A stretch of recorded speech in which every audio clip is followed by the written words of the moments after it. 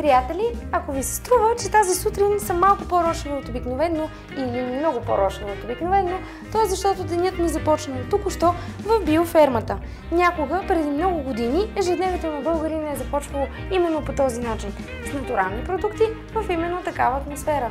Останете с мен, за да ви покажа хапка свежест. Скъпи приятели, ето ме в моята кухня, където ще ви покажа как да си направите сирене по-шопски. Рецептата е много лесна, ще я направя буквално за няколко минути. Първата ми стъпка е да намажа с масло 2 съда. Това е гювече, а това е един друг съд, в който ще събера повече от една порция.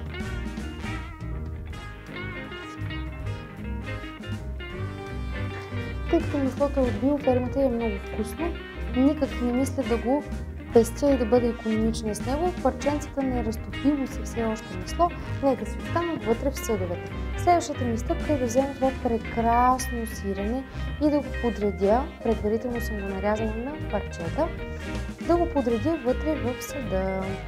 Следващата ми стъпка е да нарежа доматите, които също са от градината. Нарязвам ги на колелца с една и съща дебелина и ги подреждам отгоре.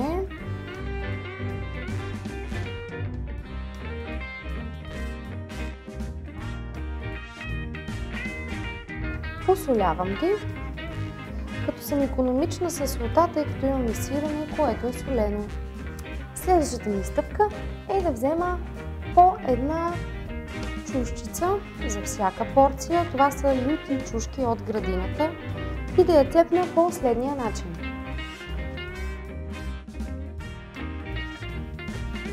Ще отстраня семките, тъй като лютивината в чушките се състои предимно в семките.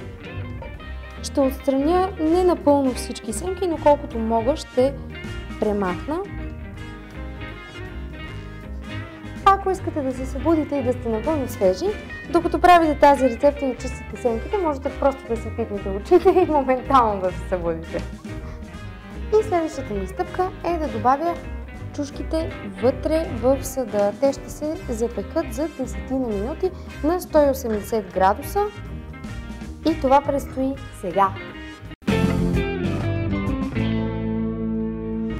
Сиренето по-шопски е вече изпечено. Следващата ми стъпка е да не изпускам яйцата и да щукам 2 яйца, които си взех от кокошките.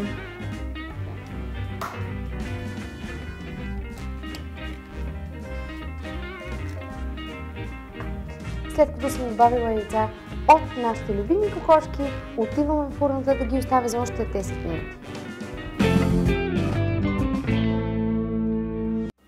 Трите порции сирене по-шопски са вече готови. Последната ми стъпка е да си откъсна малко магданоз, да го накъцам наситно и да поръси отгоре.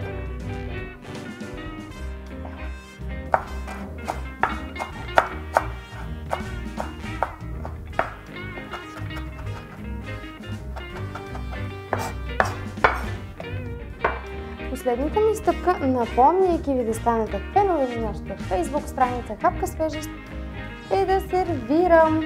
Трите порции са за мен и за колегите от сутрешния блог. Останете с програмата на БНТ 1.